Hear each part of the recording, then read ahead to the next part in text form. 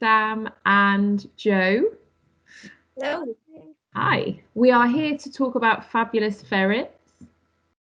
Thank you to our listener, Zoe Wilson, who suggested that we do a podcast on ferrets and why they make such great pets and how to take care of them. So tell us a bit about yourselves and your career and why you're on the Ferret podcast today. Over to you, Sam. So I'm Sam. I work in the Welcome Centre. I'm one of the team leaders in there, and I have a focus with small pets. I worked on the small pets team for a few years, so I suppose I'm kind of like one of the small pets experts. Okay, and now you work in the Welcome Centre, so do you focus on small animals or do you rehome other species as well? My main focus is small animals and making sure that all runs smoothly, but I have started with started rehoming cats and dogs as well. So getting there with all the species. And spending a lot of time teaching me how to rehome animals, exactly. Or trying to. We're trying to. We're starting. Very difficult. It is. And you'll learn a bit about ferrets today as well to help you rehome those. There you go. I know nothing about ferrets. This will be very interesting for me. And Joe, tell us a bit about yourself. So I work in the Welcome Centre as well. I've officially started as a pet advisor now, so I've started rehoming cats as a starter, and then hopefully the other species as well later on. I've pretty much spent the whole of my career working with animals, whether that's domestic or exotic, since I left college. So yeah, now I've got ferrets. So so two ferret experts with us then. Yeah. Do you consider yourself an expert, Joe? Now you've got two. Have you learned? I wouldn't say I'm an expert, but I have learned a lot. They're very entertaining. I'm sure you know a lot more than me, so that's a good start. So we have a quick fire quiz round. So we'll test if you really are experts. Oh, wow. So we've got a few questions, some interesting facts about ferrets. We'll see if you guys know your stuff. Fingers crossed. Otherwise, we'll all be questioning why. Otherwise, this will be awkward, yeah.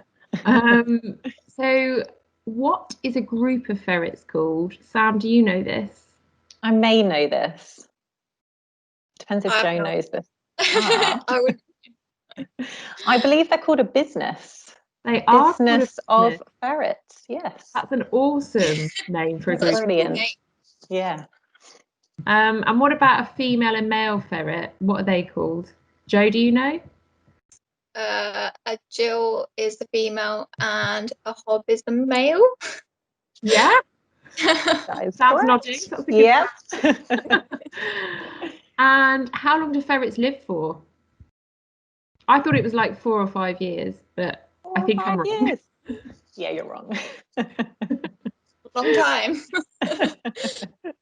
Yeah, they can live to kind of be anywhere up to like 8, maybe 10 years old, potentially. So quite a long commitment then. Yeah, very long. Probably a lot longer than a lot of people might think.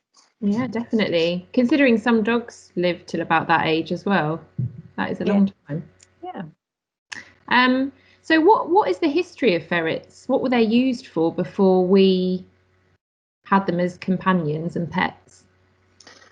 So it's kind of, there's a little bit of, people aren't very sure about where they originally came from and how they got domesticated, but they believe it was probably from one of the wild polecat species. Potentially that's one of the theories, but potentially they've been around being part of humans' lives for like hundreds and hundreds, if not thousands of years, and have actually been used for hunting.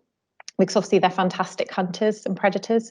I think as far back as like the Romans, if not before then, would use them to take out hunting with them.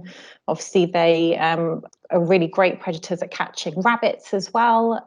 So yeah, potentially as far back as then.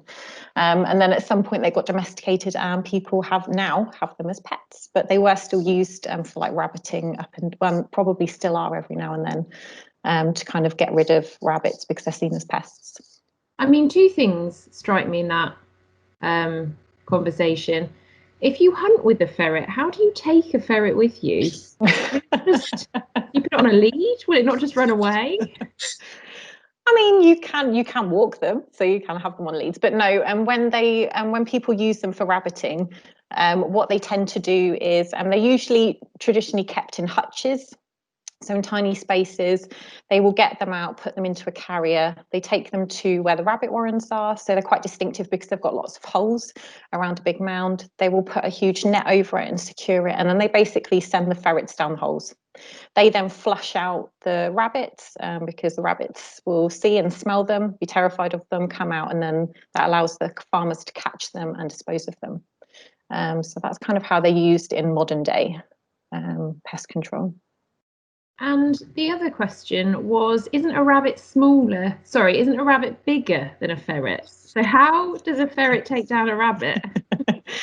Ferrets are quite fast. They've got very sharp teeth and sharp claws as well. And a rabbit is no mean feat for a ferret. Obviously, you're right. They are quite a bit bigger generally than ferrets, but because they used to flush them out, it will scare them. They will come up out of their holes and then they get caught in the nets. And that's how the farmers will catch them and dispose of them. Unfortunately, sometimes ferrets will end up staying down in the warren holes. And so that's sometimes how we get stray ferrets come into us, because people will find them wandering around. And they've sometimes possibly been used for ferreting or for rabbiting. So, yeah. So how do you know if it's a stray ferret? I mean, are there wild ferrets running around? No. Okay. Yeah, domesticated ferrets look very different. So Joe's got a particular breed. So one is it a black-eyed white? I think, is that right? Yeah. Yeah, so completely kind of white or yellowishy white in colour, depending if they've been neutered. Obviously, you get like the polecats, which kind of look like the little bandits, where they've kind of got the brown eyes. They've kind of got like a little white stripe on their face as well. Very pretty. You do get wild polecats, but more in kind of like other countries, European countries, rather than here. But they're a close ancestor, I think, of the weasel. Okay. And so what attracted you, Joe, to ferrets? I mean, they don't strike me as the best companions given their history. They sound like a very tenacious hunter. So what made you think, yeah, ferrets are for me? To be honest, I wasn't really interested in them until I started working at Wood Green. They would bring them into the welcome centre quite a bit. And when I saw Twist and Pulse, I fell in love. They were walking them on leads. They were running around the welcome centre, snuffling on rugs, giving lots of cuddles and feeding them malt paste, like the vitamin paste. And they were just the cutest things ever. I think a lot of people think that they're quite, well, they have got a bit of a smell, but when they're neutered, it's not powerful. So I think that kind of puts people off a little bit, but they're fine. We got used to the smell. They're outside as well, so it kind of vents it out a little bit. Yeah, just the fact that they're basically a mixture of multi-species animals in a way, because you can walk them like a dog. The way they act sort of in themselves is like cats, and yeah, just little things they do is just a mixture of everything. I think having them all in one is just great, really. They worked really well with our lifestyle as well, like the fact that they sleep, was it 18 to 20 hours a day, I believe. Awesome. The fact that they do that and they get into your routine. So the fact that we could go to work and leave them at home and not have to worry, and then obviously come home and spend time with them, and that really helped sort of swayed our decision to get them. And we'd have both decided that we could provide what they needed. So yeah, that's the reason, really. And so what advice did you get from Wood Green during the rehoming process of these ferrets? I mean, you're obviously a member of staff, but you must have gone through the same process that everybody else goes through. Was Sam really hard? He made you jump through hoops? I mean, after sort of pestering Sam and the others a lot with questions, I finally decided on a setup, etc. I think that really helped, knowing what they needed, diet-wise, enrichment-wise, all of the stuff that they have. A lot of it is second-hand. You can literally use anything with them. They love to climb, so we made sure that we had the height and obviously the space to enable them to show their natural behaviours, really. Yeah, so what is their natural behaviours? I mean, obviously, how do you replicate that sort of hunting and chase instinct in them in a cage at home? Do you let them loose around your house? Yeah, so they get time indoors as well. So gives them time outside of their enclosure. I mean, we've got a walk-in aviary pretty much for them, so they have a lot of space like all the time. And then obviously free time, they come in, they'll run up and down the stairs.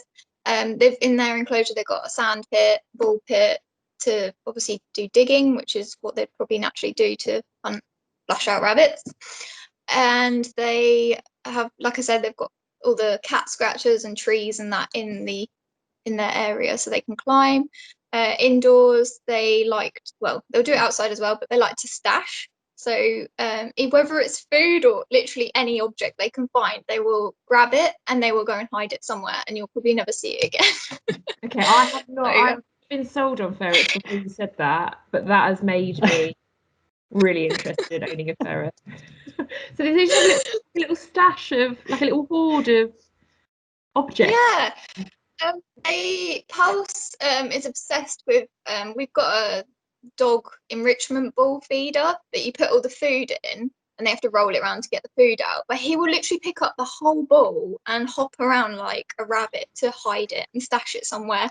But you're never going to find it. This sounds like my son takes keys and hides them in places. It's really cute for like the first day or two and then not so cute. So what kind of things have you lost to your ferrets then? What kind of things have they run off with apart from your activity feeder? They'll take like socks. So you may have missing pairs of socks. What else have they stuff? Just random things that you wouldn't expect them to pick up. They like things that are soft and they love rubber, so you have to be really careful with what you put around the house. I would not trust them. Like, people free range them in the house, but I can't trust them. They sound like mischievous little beings. They are. Oh, that is so common. Real personality then. So they have a real character. I didn't realise they were kind of had that big personality. They're really quirky and they're so comical and entertaining. You can literally like do anything with them. They make us laugh all the time. And can you give ferrets enrichment in terms of, you know, with a dog you could give them a Kong or an activity feeder? Can you do the same with a ferret? Yeah, they have got a puzzle feeder as well in there. So we'll put like premium treats, like, because they're carnivores, they eat meat. So we get them like the chicken bites and stuff. And they work it out straight away how to get them out of the puzzle feeders and that. So keeping them enriched is, you can change it up quite a lot. You just have to do it on a regular basis, really. So Sam, do you get many people inquiring about rehoming ferrets, or is it quite a niche aspect of rehoming? I think a few years ago it was probably quite niche and we didn't get too many people coming in interested in ferrets, but I must say I think it has definitely increased now. We get a lot of people that have never had ferrets before that are coming in. They've kind of seen a lot of things online or they've seen them in TV programs. I think there's been some TV shows recently that have featured ferrets or stoats or something similar, and that actually has led to particularly children interested in ferrets. So yeah, we do get quite a lot of inquiries. It kind of comes in peaks and troughs, probably like all of our species though. Okay, and in terms of how you keep them, their accommodation, Jo, you mentioned you've got like an aviary style cage. Is that what you'd recommend for ferrets, or are there a few options for people? There are different options depending on people and what space people have got available to them. The ideal option is obviously as big as possible. They are used to kind of roaming vast areas and hunting down predators, so could kind of cover substantial distances in which to do that. So having a big aviary outside like Jo has is perfect for them, because you can make full use of the height of the aviary by by giving them things to climb, plus lots of different hiding spaces that they can curl up and snuggle in, which they love to do most of the time. Or you can have like a shed with an aviary attached, so they've got that sheltered space from the elements. Alternatively, like Joe's setup, you can cover the roof of an aviary, you can put lots of hiding spaces in there, and you could even board up some of like the back and a bit of the front and a bit of the back, again just to provide a bit of protection from the wind and rain, especially at this time of year. I would say increasingly we see more and more people want ferrets indoors. So ideally for them, we'd love people to have an entire room that the ferrets can have access to all the time. It's not suitable for everyone. Like Joe said, there is an aroma associated with them, I think is putting it politely. We neuter all of our ferrets. So an unneutered ferret you can smell from quite a distance away. They're very pungent, but we neuter all of our ferrets for multiple kind of reasons, including health reasons. So that kind of does get rid of the majority of the smell. But when you hold them, you're definitely kind of left with a bit of an aroma. So having them indoors is not suitable for everyone. Plus they do like dog smell. You know how like when you've got a dog and people come around and they're like, oh God, it smells like wet dog, but you can't notice it yourself. Is it a similar sort of aroma, or is it more pungent? It's probably not quite as pungent as a wet dog smell, I wouldn't think. But yeah, I think it's kind of a little bit less. If you had unneutered ferrets, definitely it would be more so. But yeah, sometimes people, so they want them indoors, but they can't give them free access to a whole room because they are such good escape artists, as I'm sure Joe can attest to. Like you have to be careful when you do free range them, or if they have a whole room to themselves, make sure there's nothing they can get stuck in, because they can get into or through the smallest of gaps. Another reason why we have strays brought into us is because they manage to escape.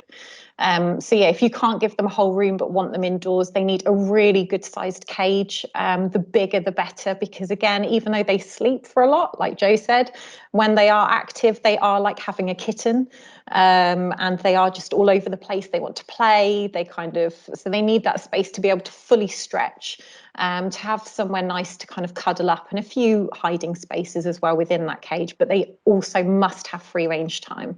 So even if they're kept in a cage, they must have time outside of that so that they can do all those things that Joe mentioned, like they're running up and down everywhere, they're trying to climb everything, trying to stash stuff. Yeah, all of that sort of thing. Like that is completely natural for them. They have to be able to display that, otherwise you'll get frustration, just like with any other animal. Do you see sort of unwanted behaviours then with ferrets, Joe? Have you seen any with yours if they're a bit bored or frustrated, or heard any stories of people's ferrets kind of doing naughty things if they're a bit bored? I think, like Sam said, they can get in anything. So I think if you've got I think there's been stories where people have had vents and they will literally get out of the vent in outdoors, and then you've lost it. So obviously all the ferrets are microchipped as well that we rehome, so I think that's really important as well. But yeah, just making sure you're blocking everything off really that they can get out of, so, and making sure windows are shut as well, because they're so clumsy, they'll probably just jump out of a window, to be honest.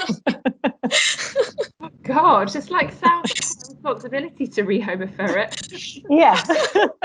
I mean, I had a hamster when I was growing up, and that was difficult enough. Like when she was out of her cage, she just used to go behind washing machines, and we lost her numerous times. So I guess people have got to think really hard about whether they can manage that. And also people that have children. I mean, do they make good pets for children? Are they good with kids? They can do. It's about finding the right ferrets. So as I think we've said, like, I think everyone thinks of sometimes small animals, they're all kind of very samey, and like kind of one ferret is the same as any others. They completely are not. So kind of probably young ferrets I wouldn't recommend for children or young children, because just like a baby or like a puppy, they go through that kind of phase where they're a bit nippy, where they're just testing things to see what it is, and that can hurt a child. That is something that will put children off potentially, are the teeth, because they have got sharp teeth. They need that, or that's what they did need in the wild anyway, and that can be quite scary to look at. So sometimes I always encourage people that if they're interested in ferrets, regardless of who they are, children or anything like that, if they've never held a ferret before or never had anything to do with them, to let us know. And obviously not in current times, but in times where we're able to get customers on site to meet ferrets, it's the best thing for them. Just so they can see actually that the reality of a ferret, whether it is exactly what they thought or whether actually that was kind of, maybe we should go down a different species route. So it can work. We have homed ferrets to families before. We just need to make sure that we find the right ferrets for them. So something that's probably quite used to being handled, really friendly, has kind of got that nippiness out of them, kind of they're not too interested in trying to bite or anything like that. Something that's kind of quite playful still, that children can play with, but they're really happy to curl up on you and just go to sleep as well, because the kids will love that.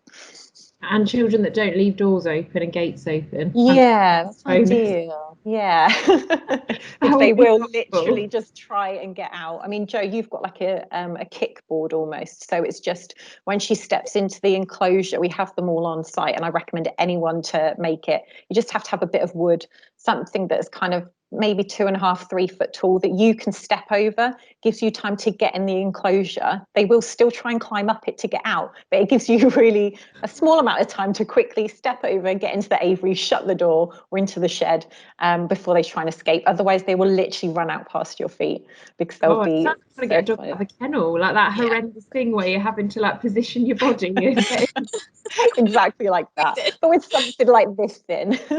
Oh, gosh.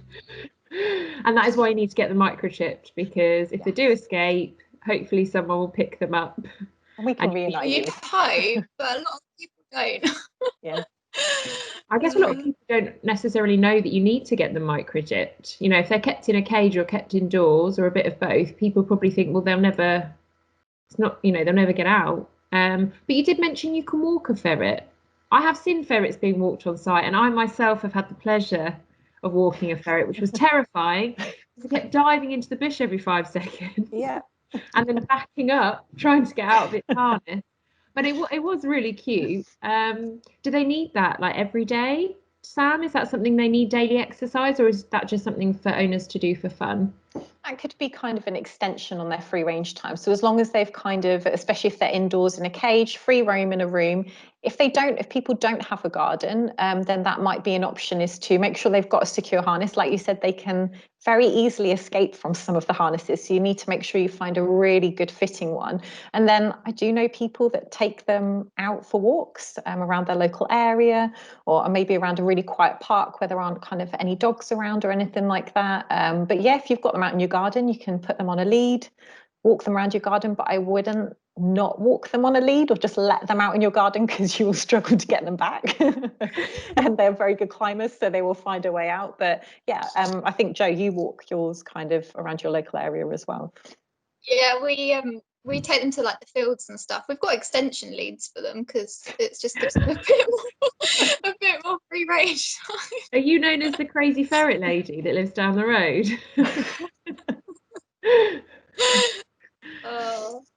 No, I was gonna say they enjoy it, but it's not like walking a dog. You can't control what they're doing, where they're going. Oh, terrifying. What about if you come across a dog that's being walked? Surely they'd be really interested in the ferret. Pick them up normally, but yeah, they've been around dogs before, and they're generally quite okay with them. So can you actually mix ferrets with other animals that aren't their species? Because you've had a bit of experience with this, Jo, haven't you? Yeah, so I think making sure you know your animals well enough that you can do it, knowing their personality, especially if it's like a dog, you don't want it to have a high chase drive or anything like that. Our boys are really sort of chill around sort of other animals, so we kind of know that they're gonna be okay. Yeah, as long as it's not forced or anything, make sure it's slow and gradual introductions over long periods of time, then I think it's okay, but I don't know whether it's something we would encourage, really. Yeah, Sam, is it a question you get asked very much? Can I mix my ferret with my dog or my cat? Not with ferrets necessarily, with other animals, but I mean, to be fair, obviously we don't on a general level recommend mixing interspecies, because you never know how they're going to react in that certain situation. So I'd never really recommend it. They can be unpredictable. Ferrets do have that really high predatory drive, and they do have really sharp teeth, and when they bite, they're really difficult to try and get off. So you don't really want to risk that. But I do know people that have got other animals in the home, so we would never stop ferrets going to a home where there are other animals. If there were rabbits in the home, that might be a different scenario, and there'd be a whole other thing there. But with a temptation, isn't it, to put not feral. But if you've kind of got dogs and things, like if they can, as long as it's kind of all closely monitored, if they come up, and as long as maybe the dog has got a lead on and the ferrets are kind of in their own setup, like the aviary, as long as the dog, like Jo said, doesn't have like a really high chase drive and isn't going to be barking at the ferrets and things like that, there is a way of kind of getting them up to, I suppose, the wire, so they can at least have a look. It then doesn't become something that's exciting for the dog, it just becomes something normal, and you should be able to see how the ferrets react from there. I would just be really careful, just because like if noses or anything like that from the dog's part or any other animal go through the wire, ferrets like fingers through wires. Ferrets are likely to want to see what that is and see if it's food, so they are likely to bite. So maybe just maintain like a little bit of distance. But like Jo said, you need to, your animals the best. And I have seen friendships and photos of different species sleeping together, lying together. We see it with cats and dogs all the time, so it can work. It's just being extra careful with ferrets, just because they do have those sharp teeth, and they can sometimes be a little bit unpredictable, a bit like dogs. And it's nothing that we wouldn't obviously recommend you put a rabbit in with a guinea pig or a ferret in with a badly. Yeah, really badly. Yeah, kind of probably other small pet species. Yeah, ferrets definitely shouldn't be mixed with anything. They are a predator. They will, they in the wild would eat kind of rodents and small birds and things. So anything like that, and obviously rabbits, absolutely no. No. So okay, and ideally, just obviously they need to live with their own species. Do they need that companionship like other small animals? Yeah, really, really important that they have their own companion, like a companion of their own species. A lot of the time we get a lot of people coming to us wanting to home just one single ferret living by itself. They are, as Jo, again, I'm sure can clarify, that they're fantastic with one another. They will curl up with one another, they'll sleep together, they will play together. So it's really important that they have that companionship. Otherwise, they can sometimes become a bit depressed and a bit down, and you just won't see a ferret being themselves. As much as, even if you've got them indoors, as much as we can be around for them, as much as we try to, if you think of a 24-hour period, we're probably only with them for a few short hours a day. So the rest of that time, they're probably sleeping by themselves, doing everything by themselves. And it's not natural for them. They should have a companion. So yeah, we rehome in pairs or in groups if someone hasn't got a ferret already. And do you see a really nice relationship between your pair of ferrets, Jo? You must have some really lovely moments, pictures, videos of them. Do they play together? They absolutely love each other because they're brothers.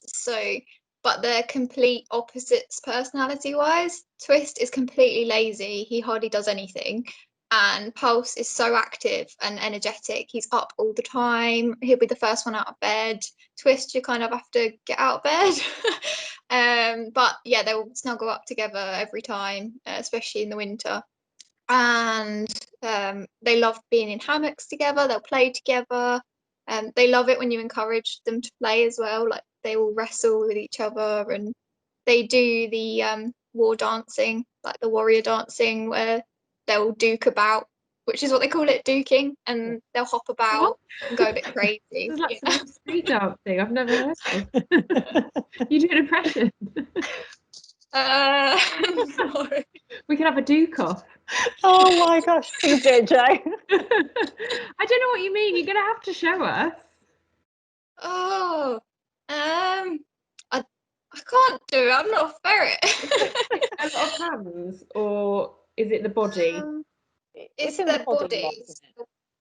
They'll kind of like hop and go backwards, but they'll make this weird noise when they do it, that they're excitable. And they kind of really arch their back, don't they? And they look excited. It's all kind of a bit like that. But they don't know what they're doing. They go a bit crazy in their like hyper state. That is a really nice relationship though that they have, and what a shame, you know, if you had a single ferret, they would obviously miss out on dancing with each other, snuggling up together. Sounds like a great relationship. Yeah, it really can be. So do we always rehome ferrets together? Like if someone's got a single ferret, we'll always rehome them either a single or group. And if someone's looking for a ferret, we would never rehome them one on its own. Yeah, so if someone, we do get a lot of people keep coming back to us as well, that if they get down to one ferret or they just have a pair or a group they want to add more to, then that's something they can come to us for. If you have got a single ferret, we highly advise finding a companion so that your ferret can kind of experience everything Joe's just said. Like they need that companionship, someone to snuggle up with when it's a bit chilly outside, and just kind of follow around and play with. So yeah, we do have our mixing service on site, which is kind of like a dating service for ferrets, which is very exciting. So once their setup has been approved, so obviously we have to make sure it's big enough for the number of ferrets they would end up with. They can bring their ferret on site. And they can meet the available options at that time, and like speed dating, exactly like speed dating. And then our experienced staff will mix them in a neutral space, so they'll try with their first option, and hopefully, all being well, once they're fully bonded over a process of potentially like a week or so, they can take them home, and then they have a friend for their ferret. And what if you had a group of ferrets? How would they dance together would be my concern. What if they paired off together and there was one left on its own, like sitting on a chair on the side of a dance floor? Wow, I wasn't expecting that question. Like, do they have to always dance in pairs? I'm a little bit obsessed with this idea that they have their own little dance. Do they always have to dance in pairs, or is it a group affair as well? It's just when they're excited and they just kind of, if that individual ferret is excited, then they tend to do that. That might lead to the others becoming excited, so they can do that. Yeah, well, they might stand and just stare at that ferret like you're really and be weird. Like, what are they doing? Walk away. I mean, they can do it solo, but it's yeah, doesn't have to be in a pair, or they can do it on their own. Okay, so we don't have to have even numbers. It's okay in the group to have odd numbers. Okay. With the mixing service, is that quite popular? Do people use that quite a lot? Yeah, they use it quite regularly. Yeah, we get a lot of people getting in touch where they, like I said, they're down to one ferret and just want a companion, or maybe they've had two ferrets and they just feel like it's time they're kind of a real ferret person and they want to add to the group, and then they'll come to us. And then if we've got a single ferret at some point looking for a home, we'll get in touch with them and let them know. Are you tempted to get any more, Joe? Yeah, I've tried. I thought you had. Did you try female? Yeah, so we tried with one at work, and then we tried mixing two at home, because apparently sometimes mixing a pair can help because they're not they're very dominant. So they will go for one ferret if it's on its own, but it hasn't worked. Our boys they're horrible. They don't want to live with another ferret. It's just them two, and that's how it is. That's fair enough. If you find that you just get pairs of ferrets that don't want any more friends, and then you get others that are really sociable and are happy to live in a business. Well remembered. Yeah, to be fair, we do, just like Joe's, sometimes we do come across like a pair or a group where they are so closely bonded and they have such a nice relationship that even when we try and add to that group, they're either too overbearing on the individual or the pair that we're trying to put in with them, or they just don't really, then obviously got such a nice bond, they don't want to accept anything else into their group. So in those cases, then we might try a few times, because it might be down to the individual ferret we're trying to introduce. But yeah, potentially there will come a time like Joe where you just realise actually they're probably just happy kind of in their own little pair or their own little group. So yeah, that's happy to share a bit of space with a dog, but not another ferret. And lastly, obviously, like there's a lot of myths surrounding ferrets, aren't there? You know, sort of they're smelly, they bite. You've busted a few myths already. I mean, what would you say to people that are considering rehoming ferrets but are put off by things like that? I mean, Jo, you speak very highly of your ferrets, and you've got lots of praise and love for them. What would you say to people that are thinking of going out and rehoming a pair? I think it depends. Like Sam said, with younger children, probably don't go for younger ones because they're going to be more hormonal and they're going to be more nippy. When we got ours, they're only 2, but they've been well raised and they haven't bitten us once. They are just really sociable. They love anyone who goes and sees them. So yeah, I think it's just finding the right ones. I think a lot of people tend to go for the first ones they find, and it's not always the right choice to do that. I think making sure you spend time searching for the right one is the best thing to do. And presumably, Sam, go somewhere where you can get that advice about accommodation and enrichment and feeding, because there is an awful lot involved in taking care of a ferret that I don't think people probably realise the extent of it. I mean, things like they need to be vaccinated, all of that sort of stuff. A rehoming shelter like Wood Green, can help people through the entire process, can't they? Yeah, definitely. And these are things that people don't think about. So vaccinations, all our ferrets are neutered, microchipped and fully vaccinated as well. They just need 1 vaccination a year, which is against canine distemper. But it's really important to be able to, so things like finding a vet. Most of your standard vets will see cats and dogs every day. Anything that's not a cat or a dog and is slightly more unusual, like a ferret, they're highly unlikely to have ever seen them, maybe other than in their training. So it's really important to search around, speak to some vets and see if anyone's got any in a practice that have had lots of experience handling ferrets, because obviously vaccinating them and handling them can be tricky enough, and you need to be confident in handling them when you take them to the vets. So finding like an exotic vets, they will usually do ferrets, but you need to find someone that you're comfortable with. Something like vaccinations can be quite expensive as well. So for ferret vaccinations, I think on average they're usually around £70–75, but you'll have to kind of speak to your own individual vet to find out their own prices. So it's things like that that people need to take into account for their yearly costings as well. Okay. Well, it's been fascinating. I've learned a lot about ferrets, mostly that they love to dance. I've taken away from this. And as I said, there's a lot more involved than people think, but they are also, really sociable, or can be really sociable animals with great cheeky characters, which I think is probably what appeals to a lot of people. So thank you very, very much for joining us. It's been a lovely learning experience, and I hope the listeners have enjoyed it too. So yeah, thank you guys very much. Thank you. If you have any questions or would like to make any suggestions for future podcasts, please do feel free to email podcast@woodgreen.org.uk. And as always, if you need any advice or support about existing pets that you've got, please do contact us. That's info@woodgreen.org.uk. We look forward to the next one. Take care, guys.